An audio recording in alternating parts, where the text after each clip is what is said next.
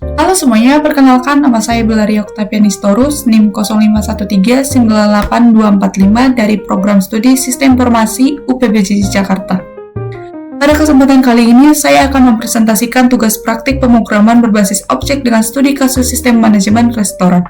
Soal tugas praktik 3 bisa kita lihat dalam laman penguasaan berikut ini. Nah, dalam pemrograman ini dibuat menggunakan bahasa pemrograman Java dan mencakup berbagai konsep OOP seperti inheritance, encapsulation, polymorphism, abstract class, exception handling, for IWO. Nah, setelah kita program, saya akan jelaskan mengenai program yang sudah saya buat. Pertama-tama, saya akan menjelaskan struktur kelas dalam program ini. 1. Kelas abstrak menu item. Ini adalah kelas dasar atau parent class yang bersifat abstrak. Kelas ini memiliki 3 atribut private, nama, harga, dan kategori. Di sini saya menerapkan konsep encapsulation dengan membuat atribut private dan menyediakan getter serta setter untuk mengakses dan memodifikasi nilai atribut tersebut. Ini menjaga agar data tidak diakses secara langsung dari luar kelas. Lalu ada metode abstrak tampil menu dan to file string yang harus diimplementasikan oleh semua subclass. Ini adalah konsep abstrak class di mana metode yang abstrak tidak memiliki implementasi di parent class. 2. Inheritance 3 subclass. Dari menu item, saya membuat 3 subclass, makanan, minuman, dan diskon. Ketiga kelas ini menggunakan keyword extends yang merupakan implementasi dari inheritance. Artinya mereka mewarisi semua atribut dan metode dari menu item. Kelas makanan memiliki atribut tambahan jenis makanan seperti Nusantara, Western, atau Chinese. Kelas minuman memiliki atribut jenis minuman seperti dingin, panas, atau jus. Kelas diskon memiliki atribut persen diskon untuk menyimpan nilai diskon dalam persen. Setiap subclass mengoverride metode tampil menu dengan implementasi yang berbeda sesuai kebutuhannya. Ini adalah konsep polymorphism, metode yang sama tapi implementasi berbeda di setiap kelas. 3. Kelas menu pengelolaan data. Kelas menu menggunakan array list bertipe menu item untuk menyimpan semua item menu. Karena array list bertipe menu item, dia bisa menyimpan objek makanan, minuman, maupun diskon dalam satu list. Ini memanfaatkan konsep polymorphism. Ada beberapa metode penting. 1. Tambah item untuk menambahkan item ke menu. 2. Cari item yang bisa through extension jika item tidak ditemukan. Ini adalah extension handling. 3. Simpan ke file dan muat dari file untuk file IO. 4. Kelas pesanan transaksi pelanggan. Kelas pesanan juga menggunakan array list untuk menyimpan item-item yang dipesan pelanggan. Metode hitung total secara otomatis menghitung total harga dan menerapkan diskon jika ada. Ini menunjukkan encapsulation karena logika perhitungan tersembunyi di dalam metode. Metode tampilkan struk akan menampilkan struk pembelian yang detail dan simpan struk ke file akan menyimpannya ke file text. 5. Class main. Program utama. Di class main ada beberapa hal penting. Program menggunakan while loop untuk menampilkan menu utama secara terus-menerus sampai user membeli keluar. Menggunakan sweep cache. Untuk declaration, mereka berdasarkan pilihan user. Setiap input dibungkus dengan recut untuk menangani input mismatch exception. Jadi, kalau user salah input, misalnya ketik huruf padahal diminta angka, program tidak akan crash.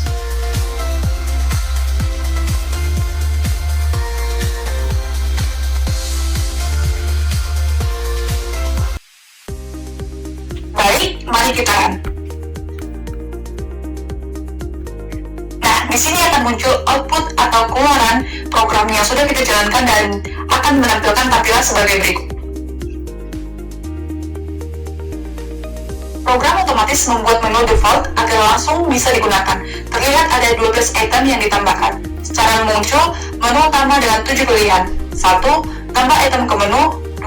Tampilkan menu restoran. 3. Buat pesanan baru. 4. Simpan menu ke file. 5. Muat menu dari file. 6. Tampilkan struk tersimpan. 7. Keluar. Sekarang kita pilih nomor 2 dan akan menampilkan seluruh menu restoran yang dikelompokkan berdasarkan kategori. Ada 5 makanan dengan berbagai jenis, 4 minuman, dan 3 diskon yang tersedia. Ini menggunakan konsep Instant Chaos untuk melacak tipe objek dan menampilkannya sesuai kategori.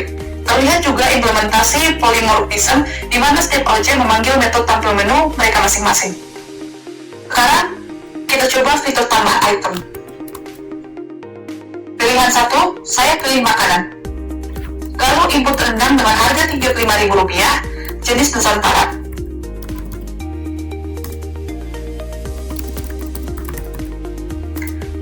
Perhatikan ini penting, setelah menambah 1 item, program menanyakan apakah ingin menambah item lagi. Saya input iya, setelah itu, pilih minuman lalu tambah minuman teh tarik dengan harga Rp10.000.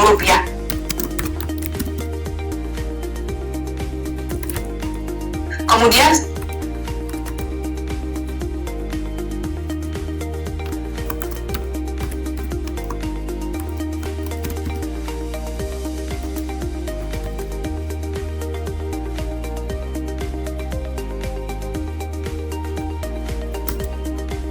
saya ketik tidak untuk selesai dan kembali ke menu utama.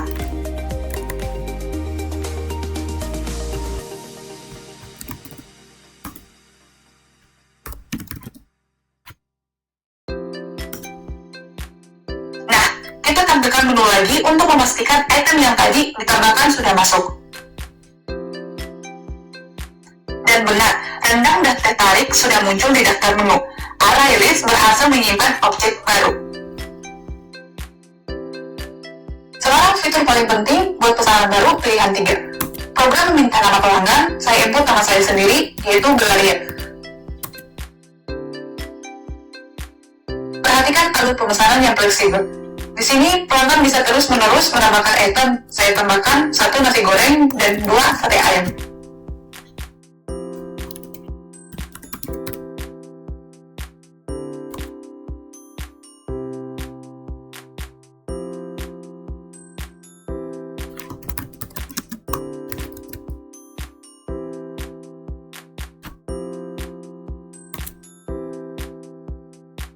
Setelah selesai pilih menu, saya terapkan diskon member 10% dengan pilih opsi 2. Program mencari diskon menggunakan metode cari item.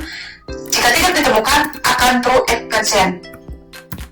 Kemudian pilih opsi 3 untuk selesai. Muncul struk pembeli yang detail dengan 1 nama pelanggan dan tanggal otomatis dari sistem, 2 daftar item yang dipesan dengan harga masing-masing, 3 total sebelum diskon Rp55.000, 4 diskon 10% dipotong Rp5.500, 5 total akhir Rp49.500. Perhitungan otomatis dilakukan oleh metode hitung total. Dan struk otomatis tersimpan ke file struk pesanan teks menggunakan file Writer. Ini adalah implementasi file IO.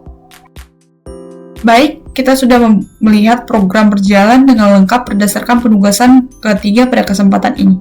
Demikianlah presentasi dari saya. Mohon maaf jika masih terdapat kesalahan dan ada kekurangan di dalam program yang saya buat. Mohon komentar dan saran yang membangun untuk memperbaiki program yang lebih baik ke depan. Akhir kata saya ucapkan sekian dan terima kasih atas perhatiannya.